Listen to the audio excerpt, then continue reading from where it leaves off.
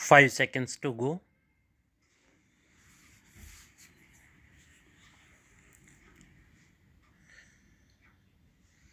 Start.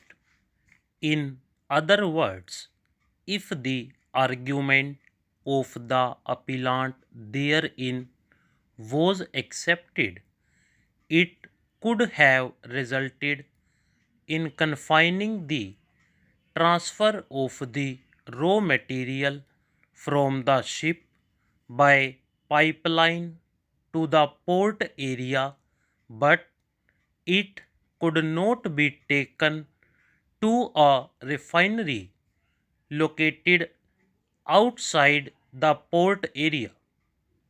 But the provision did contemplate transporting of the material from the ship to the refineries as also to terminals and vice versa. It was in this context that the court proceeded to hold that a purposive construction was needed to avoid a situation of absurdity, much turned on the presence of the words in the port area. Therefore, keeping in mind the clear object of the notification, which was self evident, the court added the words or through to the words in the port area. This facilitated the transfer of the raw material from the ships to a refinery or a terminal which need not have to be located in the port area. We must understand the decision of this court in the aforesaid context. The rationale and principle appear in opposite to the cases before us. We also do bear in mind that in paragraph 8.1, construction of pipelines inter alia was permitted. It is thereafter that in paragraph 8 second under CRZ second clause 6th contemplated permitting of storage of non-hazardous cargo such as edible oil, fertilizers and food grain in notified ports.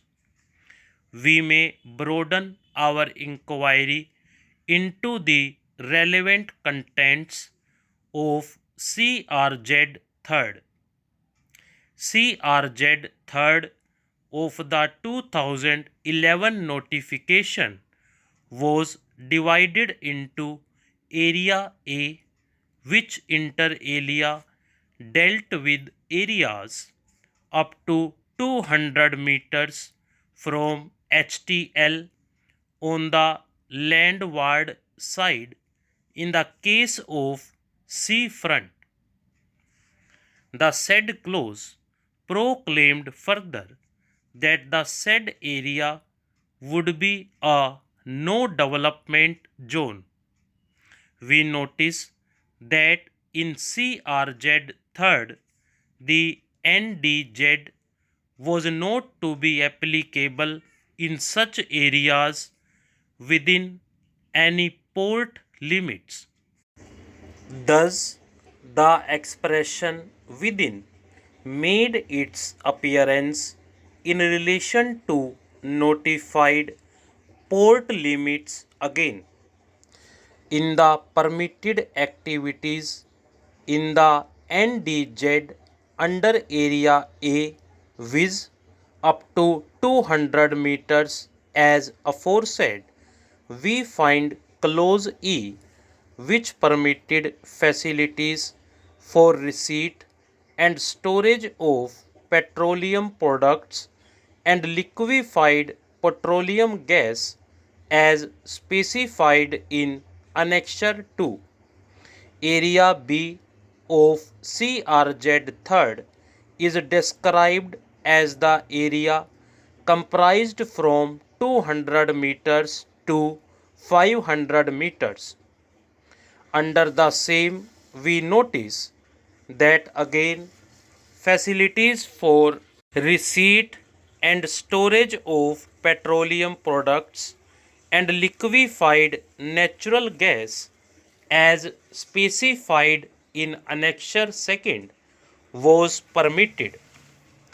We may bear in mind that the very same activity had also been contemplated in Area A of CRZ third, viz. The area comprised to 200 meters of the high tide line of the landward area in the case of the seafront inter alia. Interestingly, when it comes to storage of non-hazardous cargo such as edible oils, fertilizers, and food grain in the notified ports, it was permitted activity in Area B of CRZ third under clause 4 thereof, that is an area located between 200 meters to 500 meters.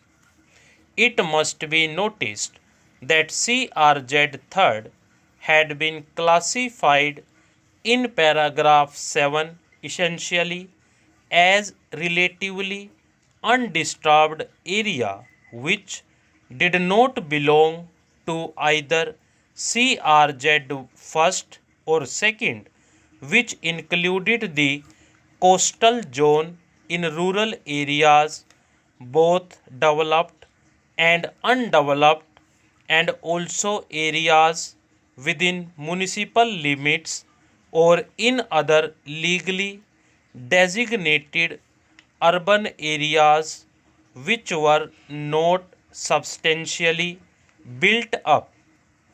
We have already noticed the classification of CRZ second earlier as areas which had been developed up to or close to the shoreline.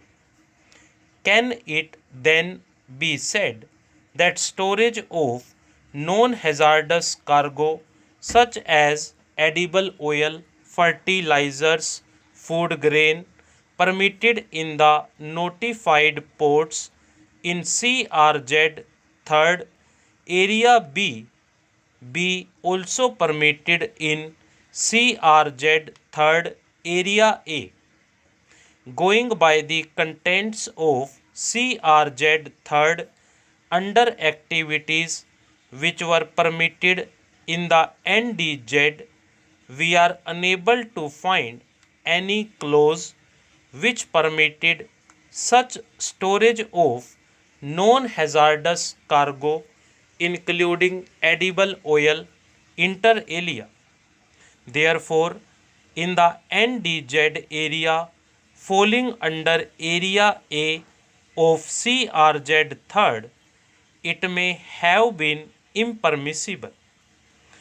We have made this discussion only to remind ourselves that in interpretation of the notification, we are concerned with a pursuit of a purposive interpretation or a search for a rationale which the court finds fair may meet with limitations which flow from the object of the maker of the notification being confined to the plain meaning of the words used.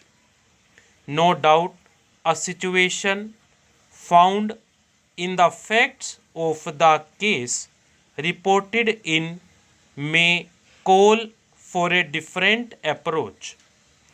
Reverting back to the controversy projected from the difference between the words within and in, we may notice the following discussion of the NGT, which is a specialized body consisting of a judicial member and a technical member in a statutory appeal under the Act in Compact Oxford English Dictionary.